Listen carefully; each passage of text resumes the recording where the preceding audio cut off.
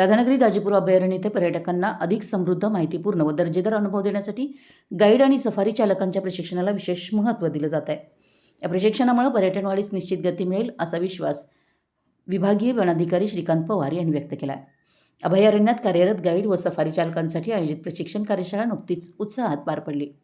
यावेळी सहाय्यक वनसंरक्षक प्रियांका भवर तसेच वनक्षेत्रपाल राजेंद्र घुनकीकर उपस्थित होते। यावेळी बोलताना श्रीकांत पवार यांनी सांगितलं की गाईड हा पर्यटकांसाठी अभयारण्याचा चेहरा असतो। गाईडचं ज्ञान, संवाद कौशल्य आणि वर्तन यावरच पर्यटकांचा अनुभव ठरत असल्यानं त्यांना दर्जेदार प्रशिक्षण देणं अत्यंत आवश्यक आहे। त्या अनुषंगानं गाईड व सफारी चालकांना प्रशिक्षण देण्याबरोबरच त्यांना ड्रेस कोड देऊन त्यांचं मोफत वाटप करण्यात आलं। दरम्यान वन्यजीवी अभ्यासक सुनील करकरे यांनी अभयारण्यातील जैवविविधता, वन्यजीवांचं वर्तन आणि पर्यावरण संवर्धन याविषयी सखोल मार्गदर्शन केलं। प्रत्येक सजीव आपल्या पुढील पिढीचा विचार करत असतो असं सांगत त्यांनी माणूस आणि इतर सजीव यातील फरक स्पष्ट केला।